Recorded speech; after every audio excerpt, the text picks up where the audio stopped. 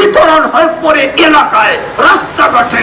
ঠিক তেমনি ভাবে আল্লাহ বলে ভবিষ্যতে আমার কাছে কিতাব আল্লাহ দিবে যে ওটা প্রকাশ পাবে, আমাকে নবী বানাবে যে 40 বছর পরে হবে।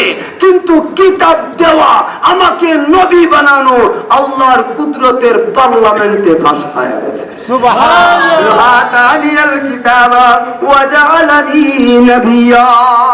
আমাকে আল্লাহ কিতাব দান করেছে, কুদরতের ফয়সালায় পুরো কুদরতের পার্লামেন্টে ওটা পাস হয়ে গেছে। আমাকে কোন কিতাব দিবে? আল্লাহ ইনজিল কিতাব। ওয়া জাআলানি নবিয়্যা, আমাকে নবী বানিয়ে নিয়েছে কুদরতের পার্লামেন্টে, ওটা পাস হয়ে গেছে। কিন্তু আত্মপ্রকাশ হব আমি 40 বছর পরে। ধরে বলেন সুবহানাল্লাহ। এটা পাস হয়ে গেছে। আপনার এলাকায় অনুদান করে আসে, আগে পার্লামেন্টে পাস।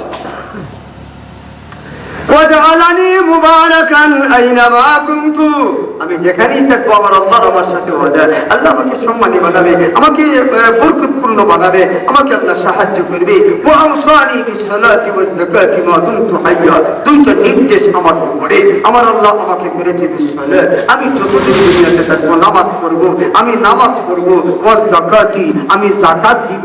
মা দুমতু হাইয়া, আমি যতদিন দুনিয়াতে থাকবো। 2 নম্বর অর্থ হলো আওসানি বিসসালাত, আমাকে নামাজের নির্দেশ দিয়েছে আমার আল্লাহ। ওয়াজ যাকাতি, পবিত্রতার তাজকিয়ার নির্দেশ দিয়েছে।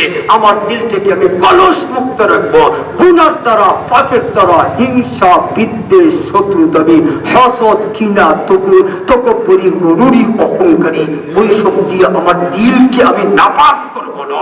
আমার দিলকে আমি সবসময় পবিত্র রাখবো। জোরে বলেন সুবহানাল্লাহ।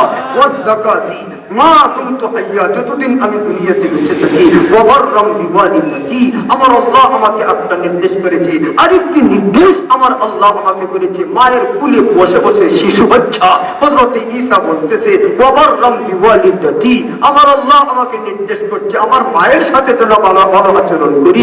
কোরআনের সব জায়গায় ওয়াবিল ওয়ালিদাইনি ইহসানা, মা বাবা দুইজনের কথা, এখানে শুধু মায়ের কথা। তার কারণ হলো ঈসা আলাইহিস সালাতু ওয়াস সালাম শুধু মা ছিলেন, উনার বাবা ছিলেন না। এজন্য বলতেছেন